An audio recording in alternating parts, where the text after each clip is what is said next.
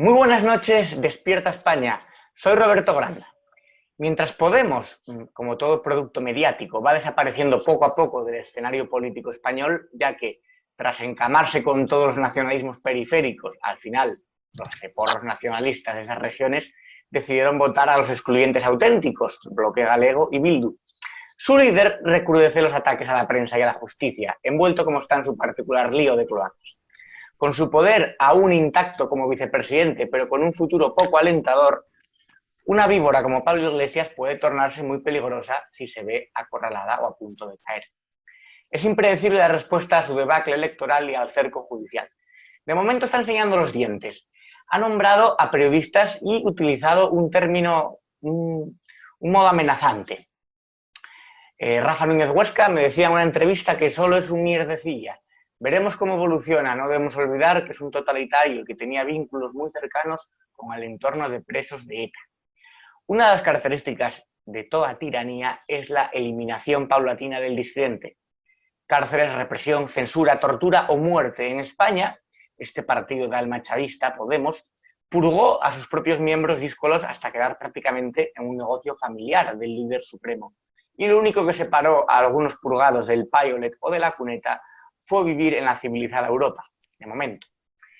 La empresa morada ha dado grandes beneficios, aunque no todo el dinero venga de medios lícitos, pero sí tiene asegurada una pensión vitalicia y aunque no ha conseguido mejorar la vida de la gente, hay que ser bobo para hacerse eso, la gente sí ha mejorado su vida particular, con un nivel adquisitivo de renta y de propiedad al alcance de un grupo de privilegiados. Hace poco, Irene Montero, en esos alardes habituales de demagogia e ignorancia galopante, puso a Argentina como un modelo económico. Argentina ha entrado en suspensión de pagos y tiene una historia de peronismo que, aunque fascine a los caudillos ibéricos, no son ejemplo de nada, al menos de nada que se parezca a democracia. El 4 de julio aparecía asesinado Fabián Gutiérrez, el secretario privado de Cristina Kirchner, que trataba de colaborar con la justicia. Es uno más en la lista de cadáveres de la vicepresidenta de Argentina. Hasta 8 difuntos tiene en su entorno. Fue asesinado el fiscal que la acusaba, murió el juez que la investigaba, su contable. Este es el ejemplo que los populistas ponen para España, Argentina. Realmente provoca escalofríos. Para hablar de este y otros asuntos, voy a dar la bienvenida una semana más ya a Ervin Hoyos. Ervin, bienvenido. Pues es un gusto, Roberto, estar aquí con todos los seguidores, con todos los televidentes, con todos los que todos los martes a esta hora empiezan a reportar su conexión con esta plataforma y que nos permiten llevarles la visión desde las noticias en contraste de Europa y de Latinoamérica. Por eso es tan importante que podemos hoy en este mundo globalizado contrastar la información.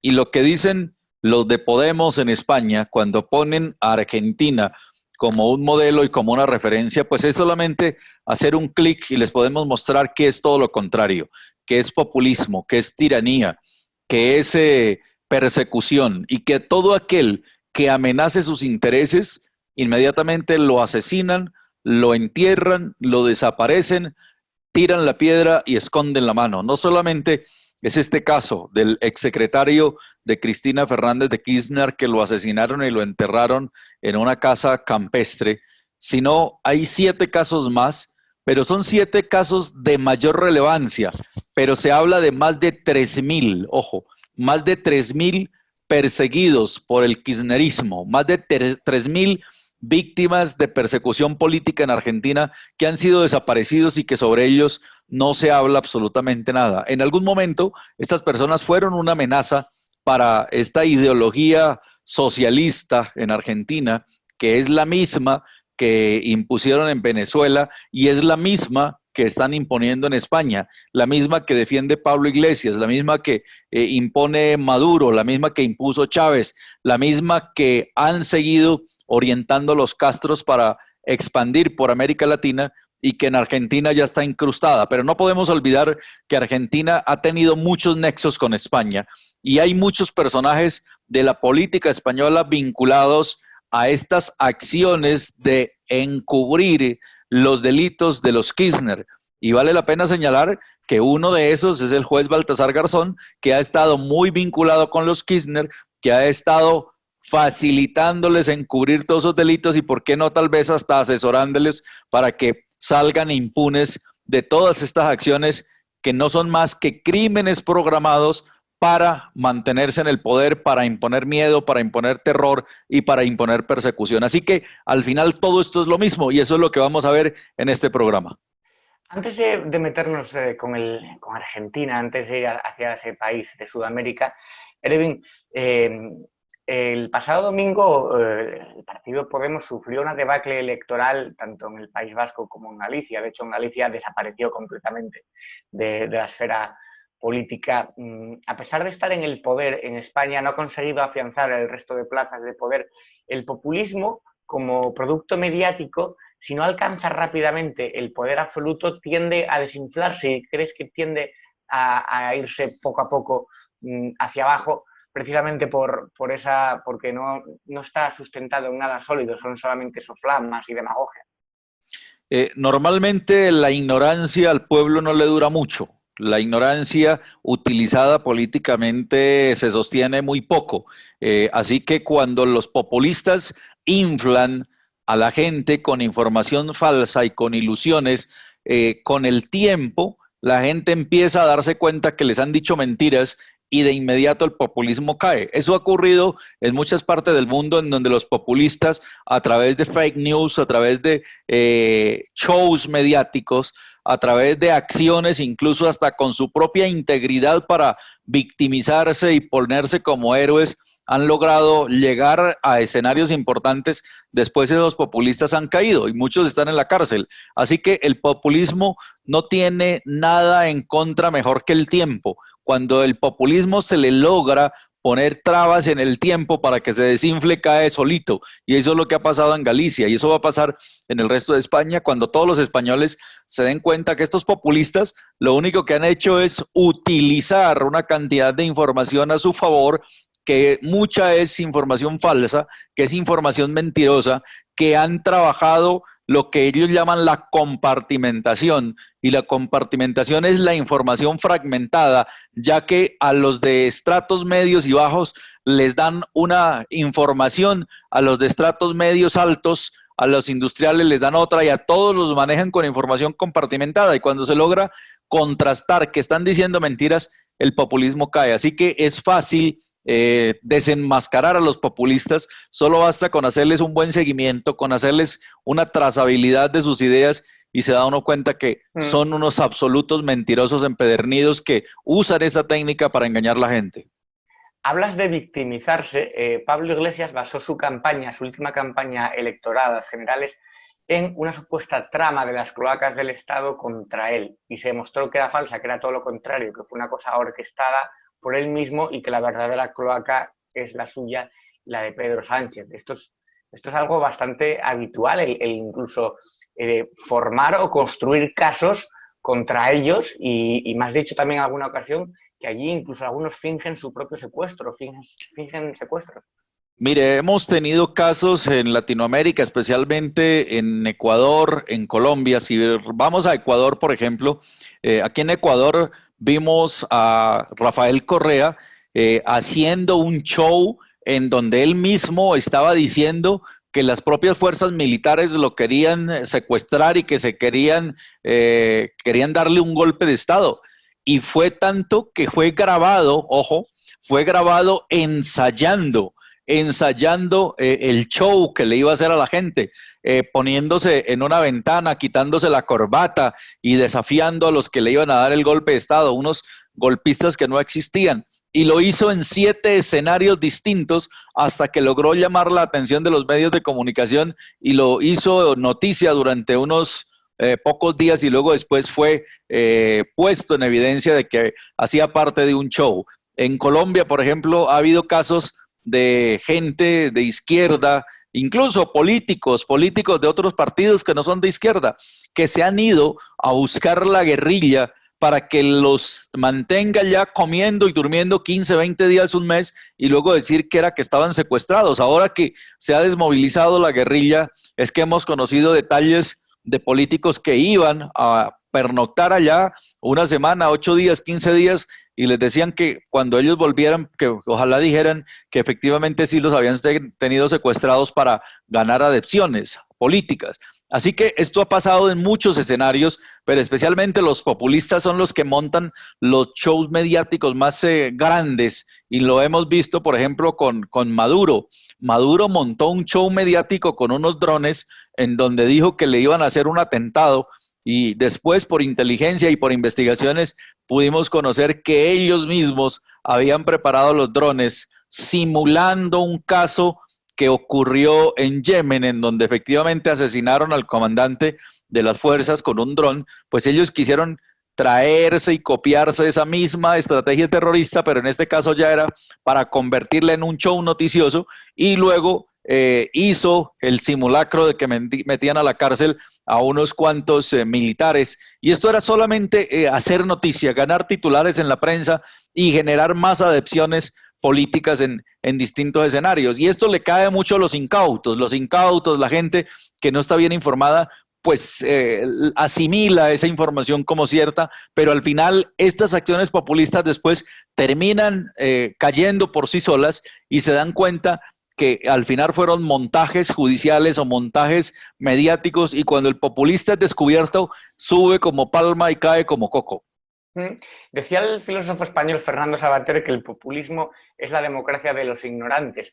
Sin embargo, por ejemplo, cuando Pablo Iglesias hablaba de que iba a acabar con la casta, de que ellos eran pueblo, esa cosa intangible, objeto supuestamente de derecho, que es el pueblo, que no se sabe lo que es exactamente las mismas palabras que utilizaba Chávez para llegar al poder. Chávez fue el primero que usó, de los primeros que usó el término casta. Y Pablo Iglesias utilizaba exactamente las mismas estrategias, y sin embargo en España coló hasta tal punto que fue votado por 5 millones de personas en su máximo pico de electorado. Mire, hay una frase que empezó a hacer carrera, empezó a hacer curso desde la época de Fidel Castro. Y hay un discurso muy famoso que dice Fidel Castro: yo soy el pueblo soy yo soy el pueblo. Y si la vemos y buscamos en videos, Chávez dice lo mismo: es que yo soy el pueblo, y llegó a decir que él era la encarnación de Simón Bolívar. Y ahora el presidente de México recientemente fue grabado en un discurso López Obrador, socialista, diciendo lo mismo: yo soy el pueblo soy yo siento lo que siente el pueblo. Todos tienen la misma doctrina. Eso lo dijeron Fidel Castro, luego su hermano, después lo dijo el Che Guevara. Todos los socialistas, todos los comunistas se apersonan de asignarse a sí mismos que ellos son la carne del pueblo. O sea, es que son hasta descarados al final. Tienen el cinismo de apersonarse de la gente a la que ellos mismos someten, a la que ellos mismos subyugan, a la que ellos mismos esclavizan, a la que ellos mismos persiguen. O sea, es un cinismo absolutamente descarado el que asimilan, el que asumen, y de esa manera hacen política. Por eso es que este es un modo de hacer política mezquino, mendaz, mentiroso, traicionero, engañador de la gente, en donde ya cuando necesitan a los medios de comunicación, pues los presionan, les compran los espacios, les miden los rating a su favor, y si no les dan lo que quieren, les ponen los rating en contra para arruinarlos, porque así ha pasado en Latinoamérica. Como controlan los manejos de rating, entonces a un programa o a una cadena que tiene buen rating dicen que no tiene absolutamente nada y lo arruinan, porque la pauta publicitaria se mide justamente por la medición del rating. Entonces los acaban de esa manera. Así Chávez acabó con los principales medios en Venezuela, hizo lo mismo Correa en Ecuador, los Kirchner en Argentina. Si ustedes se han dado cuenta, la Cristina Fernández de Kirchner no permite nunca una rueda de prensa. Todo está grabado, todo está libreteado. Ella solamente hace comunicados, pero ustedes nunca van a ver una rueda de prensa en donde ella le dé la cara a los medios de comunicación, excepto que le hagan preguntas. Es imposible. ¿Por qué? Porque ellos saben que tienen tanto rabo de paja, que tienen tantas cosas por esconder, que no enfrentan a los periodistas nunca para evitar que les pregunten algo que les incomode. De hecho, debería hacerse, yo creo, pedagogía democrática para explicar que el pueblo, ese ente abstracto, no es sujeto de derecho, que los sujetos de derechos son los individuos, las personas, igual que los territorios no tienen derechos, sino la gente que vive ahí, los habitantes, los ciudadanos, y que tampoco tienen derecho las lenguas por sí, el derecho a la lengua no, son los derechos, en todo caso, de los hablantes, ¿no? Pero los populistas utilizan mucho los términos pueblo, gente, casta, en fin, vamos a hablar de Argentina. Vamos a hablar, por ejemplo, ya en 2015 apareció asesinado Alberto Nissan, fiscal, y los informes policiales sostienen que evidentemente fue ejecutado. Este es los primeros que se conocen mediáticamente, que se conozcan al menos, ¿no? El fiscal Alberto Nisman. Pues la muerte del fiscal Alberto Niza tiene una connotación muy importante en Argentina, porque estaba llevando unas investigaciones que tenían relación con la injerencia de los Kirchner y la manipulación de hechos, de información relacionados con la bomba de la AMNIA, que es la organización judía de Argentina, y que ellos manipularon esa información. Y estaba ya llegando al punto coyuntural en donde podría ya ordenar investigación judicial y vincular judicialmente a los Kirchner, a Cristina, y es cuando aparece supuestamente como si se hubiese suicidado, pero realmente se descubre después que ahí hay un homicidio. Y sucesivamente hay otros hechos que también vinculan a personas cercanas a los Kirchner que tenían información coyuntural o gente que estaba colaborando ya con la justicia y han aparecido asesinados. Yo creo que aquí se tiene que hacer un trabajo, incluso desde el exterior también, para apoyar a los jueces que han tomado la decisión de continuar con las investigaciones. Mas, sin embargo, es muy delicado porque dentro de Argentina existe un temor al poder de los Kirchner, un temor a ese halo omnisciente que hace que la gente sienta que en todo lado los están observando o que los están siguiendo, que cualquiera que colabore con la justicia puede ser objeto de lo mismo, de muerte o de desaparición. Así que vamos a tener que ponerle los ojos como medios extranjeros a los temas de Argentina. Y como yo lo dije cuando iniciamos a hacer este programa, ese es uno de los países que va a estar en la mira, en el objetivo de Despierta España. ¿Por qué razón? Porque desde España enlazamos la correlación de ese socialismo criminal en distintas partes de Latinoamérica, de Iberoamérica, para que se den cuenta que no les puede pasar a España lo que le está pasando a estos países. Bueno, la gente tiene miedo en Argentina, lógicamente, porque cualquiera del círculo de los Kirchner que investiga o que intenta hablar con la justicia aparece muerto. Es normal. En España lo único que está ocurriendo de momento es el señalamiento de periodistas, el intento de la muerte civil, es decir, que a los periodistas se les despida, no se les contrate, se les condene al ostracismo. Pero bueno, yo soy de la opinión, y no sé qué opinas tú, Erwin, que la pareja Iglesias-Montero, teniendo de referencia al chavismo, teniendo de referencia al peronismo, teniendo de referencia la Cuba de Castro, si por ellos fuera, eliminarían físicamente al disidente. Esto a algunos se puede escandalizar, pero es realmente su modo de proceder e incluso su manera de pensar. Vamos a ver después un vídeo de Irene Montero.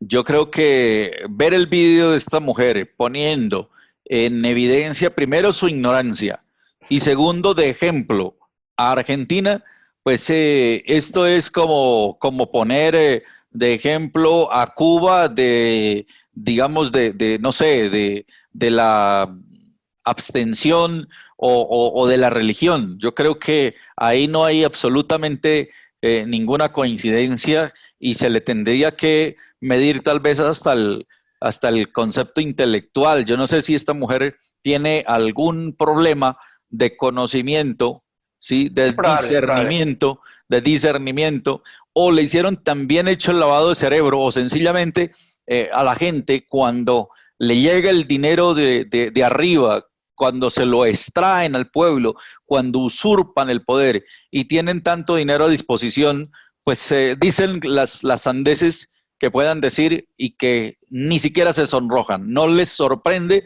saber que están diciendo cosas como estas. Bueno, Irene Montero no tiene un intelecto excesivamente vigoroso, pero bueno, vamos a ver el vídeo de Irene Montero hablando de Argentina. Que la economía no es una cosa de expertos que nada tienen que ver ni con la política ni con la democracia, que eso era una cosa que aquí en España por lo menos pensaba mucha gente, ¿no? Que gobiernen los expertos, que las decisiones económicas las tomen los expertos como si los economistas fuesen, pues eso, una cosa que nada tiene que ver con la democracia o con las instituciones públicas o con la política misma, ¿no? Creo que eso ha quedado de manifiesto que no es verdad. La economía es una forma de organización de recursos finitos para satisfacer las necesidades de todos y de todas, y tiene que estar al servicio de la vida. Está, de hecho, al servicio de la vida, aunque sea para enfrentarse a ella si las reglas de esa economía son incompatibles con que todos y todas podamos vivir con derechos garantizados. Entonces, creo que hay que mantener la esperanza porque como nos demuestra el ejemplo de Argentina, por supuesto que sí se pueden construir esas alternativas y esas formas de organización social que no dejen a nadie atrás, que cuando llega un momento difícil ven a un gobierno valiente poniéndose del lado de la gente. Bueno, lenguaje inclusivo para lerdos, ya que nadie, salvo que sea un analfabeto, un demagogo, nadie habla así. Y luego poner a Argentina como modelo económico, pero incluso como modelo político. ¿Esto, Ervin, es ignorancia o es maldad? Yo creo que es aprovechar la maldad para creer a los demás ignorantes. O sea, es con una doble intención, creerse que tiene conocimientos y que esos conocimientos les pone su instinto maldadoso, creyendo que en este mundo globalizado no se tienen conocimientos sobre estos temas y que no se pueden contrastar.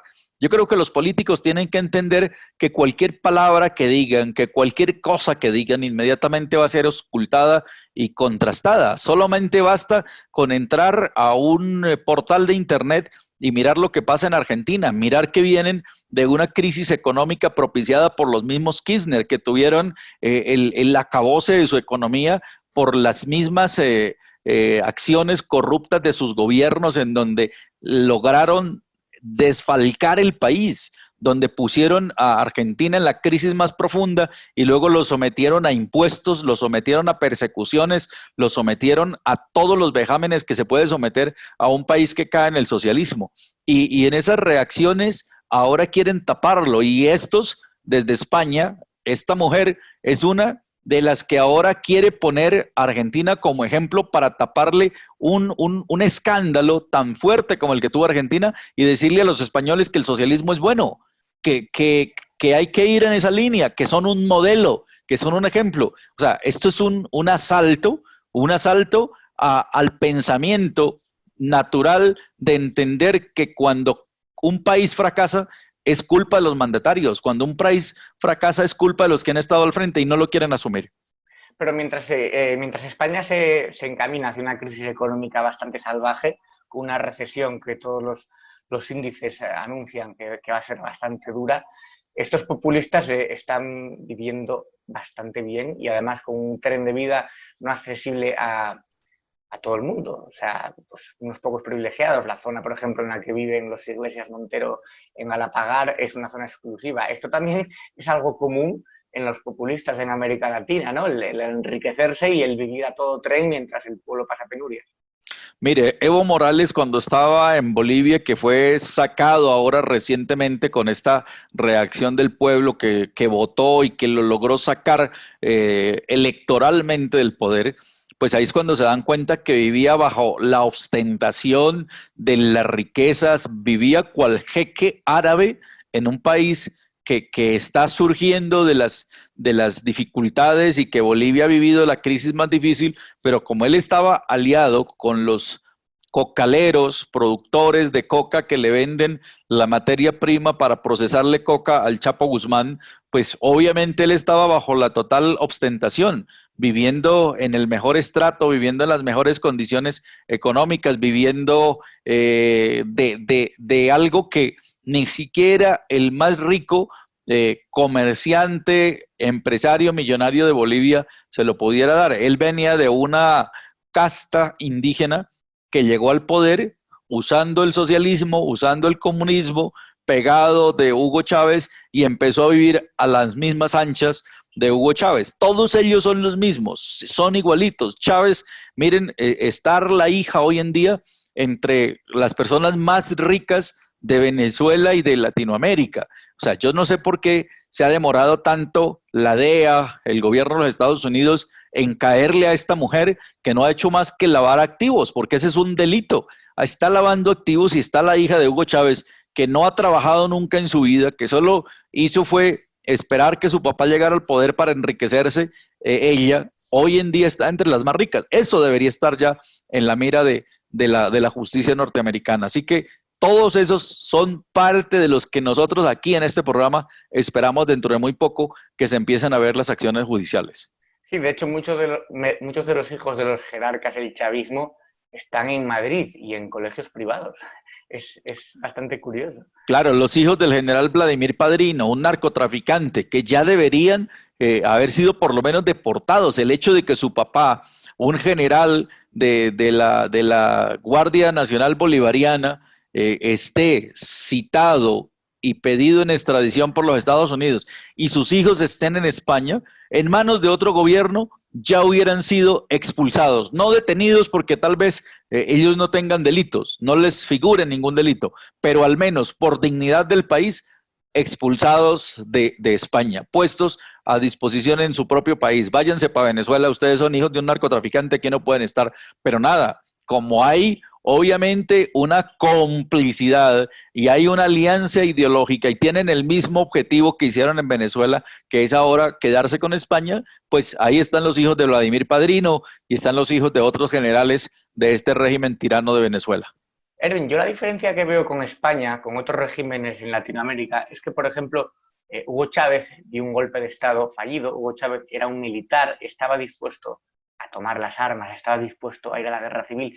Fidel Castro desembarcó con el Granma y sobrevivieron muy pocos, y sin embargo luchó en Sierra Maestra, estuvo partiéndose la cara, como quien dice, dando el callo, enfrentándose. Era una persona dispuesto a derramar sangre, dispuesto a ir a la batalla. Eran unos canallas, pero al final eran militares y que estaban dispuestos a, digamos, a enfrentarse desde el punto de vista bélico. A Pablo Iglesias, que no es militar y no es nada semejante, no se le ve capaz ni de coger un fusil, ni de enfrentarse, ni de iniciar alguna revolución comunista en España, básicamente porque ni tiene al ejército de su parte, ni a la Guardia Civil, ni al jefe del Estado. Pero sus tácticas podrían ser otras, podría ser irse entrando poco a poco en las instituciones, no por la fuerza, no por lo militar, pero sí entrando primero en la justicia, en los medios de comunicación, o sea, copando el poder de otra forma. Es la forma, o sea, es la manera en que yo lo veo, que él no tiene el poder ni las agallas tampoco para iniciar una revolución armada, pero sin embargo sí tiene la opción de ir minando poco a poco las instituciones democráticas del país. Las revoluciones se han hecho en dos líneas. Una línea son los revolucionarios o los guerrilleros que en su momento tomaron, como usted lo señala, las armas para llegar al poder, y de alguna manera uno dice, hombre, tenían algunos grados de valor así estuvieran equivocados, pero esos son unos revolucionarios. Los otros son los revolucionarios de cóctel, los revolucionarios de puticlubs, los revolucionarios de vida nocturna, degenerados, drogadictos, que no tienen ningún tipo de disciplina, que solo buscan comisionar negocios, que son batracios del Estado, que viven siempre criticando al Estado, pero no se despegan de los cargos públicos del Estado. O sea, eso es lo peor, que parecen sanguijuelas, porque critican el Estado, todo el tiempo critican las instituciones, atacan al mismo Estado, pero viven acaparándose los cargos de poder más importantes dentro del mismo Estado, pidiendo indemnizaciones, pidiendo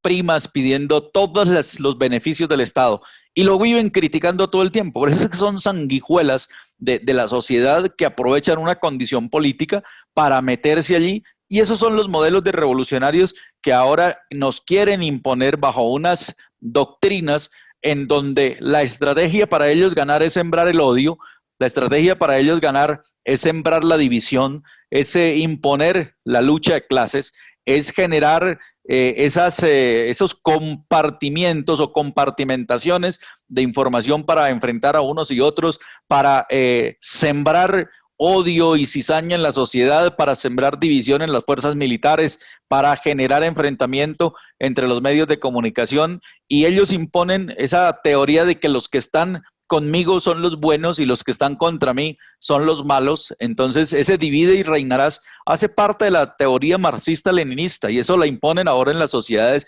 y nos damos cuenta cómo en estos países latinoamericanos han llenado de odio las sociedades. Entonces le enseñan al vecino a odiar a su mejor vecino, les enseñan a odiar a los jóvenes la iglesia, les enseñan a odiar la autoridad, a odiar la policía, a odiar las instituciones, pero a vivir del Estado, a vivir de lo que les pueda proveer el Estado. Entonces es una ambivalencia mental que lo único que casi que los puede convertir es como en una enfermedad social que ni siquiera ellos se identifican, que ni siquiera ellos se logran poner del lado del país que los parió, porque odian el país, odian la bandera, odian los símbolos patrios, pero quieren estar ahí y quieren llegar al poder, y odian lo que significa la nacionalidad, pero quieren llegar ahí, quieren llegar a imponerse. Entonces es una ambivalencia que lo único que los hace realmente convertirse es en hienas, que lo único que quieren al final son sus beneficios personales. Cuando uno los analiza, son buenos demagogos, buenos confusionistas, y cuando llegan al poder son los peores administradores, son los derrochones. Y el socialismo es bueno hasta que se le acaba la riqueza de lo que hicieron los capitalistas. Hasta ahí es bueno el socialismo. Cuando se acaba la riqueza que hizo el capitalismo, ahí ellos terminan apoderándose de lo que queda, del resto, y se vuelven sanguijuelas. Eso es lo que hemos visto en todos estos países en donde se ha impuesto este engendro de política, y el mejor ejemplo es Venezuela, y desafortunadamente ese chavismo venezolano es el que quieren imponerle a España. Perfectamente definido, se nota que los conoces bien, me quedo con lo de batracios del Estado. Fabián Gutiérrez, exsecretario de Cristina, asesinado el 4 de julio, colaboraba con la justicia. ¿Tenemos algún vídeo, alguna información para seguir añadiendo cosas que nos puedan aclarar o que podamos entender mejor cómo funciona esto? Bueno, pues tenemos, hay unos documentos que nos muestran lo que ha ocurrido con el caso Argentina, que además es muy comprometedor y vincula a los Kirchner. Para los Kirchner, gobernar fue editar. Ellos concibieron desde un primer momento que la cuestión no era llevarse bien con los medios, sino que era editarlos, redactarlos, apropiárselos. En materia de disciplinamiento de los periodistas y los medios de comunicación, aunque no solo de los periodistas y los medios de comunicación, los Kirchner siempre se movieron bajo 3 premisas. Primero, convencer. Si no se convence, comprar. Y si no se convence ni se puede comprar, destruir. Esa fue la manera en que ellos convencieron, compraron o trataron de destruir a los que no se les alineaban. La fórmula que encabecé junto al ingeniero Julio Cobos obtuvo más del 45% de los votos válidos emitidos y por lo tanto no corresponde, tal cual lo ha proclamado esta misma Asamblea Legislativa, convocar a una segunda vuelta. En esos términos y en los términos del artículo 97 vengo a tomar posesión del cargo de Presidenta de la República Argentina, el cargo,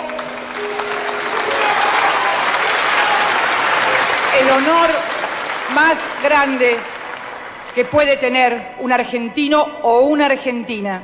Pues aquí tenemos, después de ver ese primer video, tenemos un segundo video que también habla de los muertos de los Kirchner. La vicepresidenta del gobierno peronista argentino, Cristina Fernández de Kirchner, antes esposa del presidente Néstor Kirchner y luego presidenta durante 2 legislaturas, vuelve a tener suerte. Uno de los arrepentidos que estaba dispuesto a revelar información de la corrupción de los Kirchner ha sido asesinado. Lo hallaron muerto, envuelto en una sábana y enterrado cerca de su domicilio, donde cumplía el confinamiento por el coronavirus, en Calafate.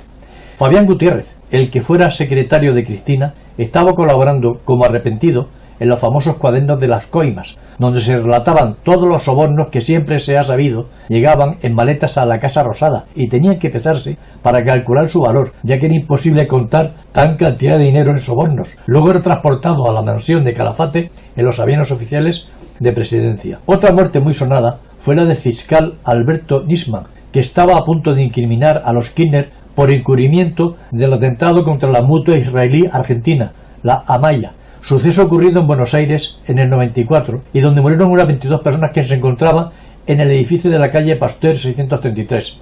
El atentado fue organizado por el gobierno de Irán, pero los Kirchner lo ocultaron para mantener las relaciones económicas con ese país, ya que estaba infiltrándose en todos los gobiernos sudamericanos, como se ha comprobado recientemente en Bolivia, Venezuela y Colombia, donde se fabrican ingentes cantidades de cocaína que es enviada a países enemigos del régimen de los ayatolás para debilitarlos. El fiscal estaba a punto de comunicar la petición de procesamiento de Cristina Fernández de Kirchner, siendo presidenta de Argentina. Fue asesinado por los miembros del servicio secreto a las órdenes del gobierno. Pero no solo estos dos personajes incómodos han muerto convenientemente para que la vicepresidenta argentina siga impune de todos los casos de corrupción denunciados. También alguna que otra muerte accidental le benefició a esta conocida saltacunas. En diciembre del 2011 encuentran en un armario del Hotel Radisson de Montevideo a un joven desnudo, ahorcado con su propio cinturón. Se trataba de Iván Geni, subsecretario de Comercio Exterior, amante de la presidenta y amigo del hijo de Cristina. Esos días se celebraba la cumbre de Mercosur en la capital uruguaya, con asistencia de destacados miembros del gobierno argentino, entre los que se encontraba la presidenta, Cristina, y su joven amante. Durante estos años también han muerto varios jueces que llevaban causas de enriquecimiento ilícito y otros delitos contra Cristina Fernández de Kirchner. Pero las investigaciones policiales siempre serán muy favorables para los miembros del gobierno que saben agradecer los servicios prestados. Y ahora, después de ver ese video, aquí tenemos al juez ya en el escenario de los hechos, en donde está confirmando que efectivamente el ex secretario de Cristina Fernández de Kirchner, Fabián Gutiérrez, apareció asesinado y enterrado en esta casa que vemos al fondo, y aquí están sus declaraciones. Tema que hay que tratar de establecer porque, a ver, si bien lo conocían algunos, y otros dicen que tienen una relación más estrecha, así que es un tema que hay que, obviamente, demostrar a través de los testimonios y demás pruebas que seguramente irían analizando el avance de la investigación. Doctor, ¿alcanzó a divisar? No, y por el pronto estamos hablando, ahora sí, estamos hablando de un, digamos, homicidio. Hay que ver, digamos, un homicidio, si es agravado por, obviamente, el número de personas, etcétera, etcétera. Es un tema que voy a analizar la calificación más adelante. ¿Alcanzó a divisar si está vestido? Está vestido. ¿Dónde está el cuerpo exactamente? Y el cuerpo está ahí en la punta donde está trabajando persona criminal. ¿La hormigonera tiene algo que ver? La hormigonera esa que está ahí. No, en principio no. ¿Fue enterrada en tierra, digamos? En tierra, sí. Ajá. Envuelto en una sábana. Doctor, ¿y se sabe hace cuántas horas pudo haber pasado esto? No, pero por la proximidad y la falta de que no aparece, que digamos, la madre no lo ubica hasta ahora, es fácil, estamos hablando de 24 horas más. Doctor, uno de los jóvenes tiene heridas como de defensa de otra persona en la espalda. Es decir, hay una persona que tiene, digamos, lesiones. Hay que ver y determinar si es compatible con una lucha, con una violencia, digamos, con otra persona, ¿no? Doctor, cuando llegaron ustedes estaban en un sector del terreno y demás y repentinamente fueron hacia ese punto. ¿Ya Sí. se sabía de ese lugar o pasó algo en el momento? Digamos, en principio teníamos la data que teníamos es que supuestamente estaba dentro de la cabaña. Luego, con el trabajo y el rastreo de personal de criminalística y personal policial, dimos con ese lugar y esa, digamos, con lo cual, bueno, muy agradecido por esta colaboración y por esta, digamos, acogimiento, ¿no? ¿Hay signos de pelea dentro de esta cabaña no? ¿O ya se estima que llegó sin vida? No, ya se estima que llegó sin vida. Sí hay aquí en esta cabaña, bueno, el televisor y el equipo, digamos, de digamos, música que... Bueno, Erwin, la verdad que es un ejemplo brutal, yo creo, de cómo el Estado, cuando ocupa todo el poder y consigue corromperlo todo, llega hasta el asesinato de Estado, la eliminación del disidente. Esto es además el ejemplo que abiertamente ponen aquí, diciendo que Argentina es un ejemplo, pero bueno, igual que decían que Venezuela era un ejemplo, que admiraban a Castro y aquello que decían Chávez vive, la lucha sigue. ¿Qué más hace falta para que la ciudadanía española se dé cuenta del peligro, se dé cuenta de lo que supone tener a esta gente en el poder o rondando? Miren, lo único que hace falta es que la gente se instruya, que la gente se documente, que la gente vea que el socialismo, ojo, el socialismo, el chavismo, vienen de una línea, de un macropoder que lo guía en este momento una entidad malsana para el mundo, que es el Foro de Sao Paulo. Y el Foro de Sao Paulo ahora ya hizo un plan, que ese plan les hemos hablado en este programa, y es el plan para la toma del poder global.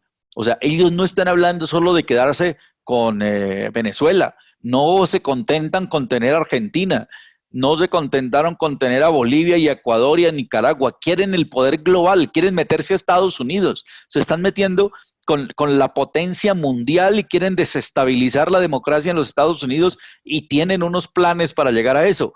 Así que querer llegar a una democracia como la de Estados Unidos, pues España es una democracia de una segunda línea, si se podría llamar, en interés, y ya llegaron allí. O sea que lo más importante de entender nosotros es que tenemos que primero documentarnos, leer, investigar, y eso multiplicarlo con la gente, con el entorno, con los jóvenes, con los que están en las universidades, en los colegios, a los que les pretenden lavar el cerebro con toda una ideología del odio a la nación, de odio a la democracia, de señalamientos fascistas, de estigmatización, porque lo que hacen es estigmatizar para luego conseguir sus propios intereses. Hay que hablarle a los hijos, hay que explicarles estas tendencias ideológicas que están agrupando al mundo y que vienen contra los principios de los países, de las naciones, de la sociedad, del derecho, de la religión, de los valores que nos han agrupado durante tantos años. Ellos quieren la anarquía del desorden, quieren la anarquía del vicio, quieren imponer el consumo de drogas, quieren imponer todo esto que significa desorden y lo quieren vendérselo a los jóvenes como símbolos de libertad personal, como libre derecho al albedrío. Pero realmente detrás de eso lo único que hay es una gran campaña de desestabilización de las sociedades, de la política, de la religión y del Estado. Erwin, yo quiero aprovechar, ahora que estás aquí, para preguntarte tu opinión sobre ese manifiesto de 150 intelectuales, autodenominados intelectuales de izquierdas, que de alguna manera alertan o dicen que estos movimientos se les han ido de las manos, que hay una vertiente totalitaria, censora, me refiero a Chomsky y ese tipo de personas. Ese, como se dice en España, a buenas horas mangas verdes, es decir, ahora que el monstruo, por así decirlo, lo han cebado tanto que se les ha escapado, ahora es cuando alertan de que esto es totalitario, de que esto es antidemocrático y de que van a por la libertad. Es que ellos mismos, que fueron los gestores de estos conceptos ideológicos, ellos mismos que fueron los sembradores, ahora se lamentan de las espinas del palo de limón. Ahora ellos mismos se dan cuenta que hicieron un mal y quieren lavarse las manos diciendo que es que se les salió de control. Nada, lo que ocurre es que a ellos ya los sacaron de ese entorno y ahora la repartición es con otros. Pero ellos en un momento se lucraron, recibieron de las mieles de ese socialismo que ayudaron a germinar. Y ahora, como no están en los negocios, en la repartición, los han dejado por fuera y solo son intelectuales, pero nada más, solo los usan cuando les conviene, porque ahora los que se reparten el dinero de las naciones son otros, pues ahora salen a decir que el monstruo se les salió de control. Nada, ellos lo que hacen es parte de esa misma ideología que como ya no les reparten, ya no les dan de los grandes desfalcos de las naciones, pues ahora salen un poco a difamar de ellos mismos y a lavarse las manos. Casi que quieren decir, esto no fue lo que nosotros creamos, pues eso fue lo que crearon y son directamente responsables. Muy claro, evidente. Erwin Hoyos, investigador y reportero de guerra, muchas gracias por estar en Despierta España, por hacer posible este programa, por llegar a nuestro país y por, bueno, los espectadores siempre tienen mensajes de cariño y yo sé que nos ven a ambos lados del Atlántico, así que te mando un abrazo. Pues un abrazo, Roberto, un gran saludo para todos mis hermanos en España y aquí estaremos todos los martes para decirles Despierta España. Buenas noches. Despierta España. Buenas noches, Erwin.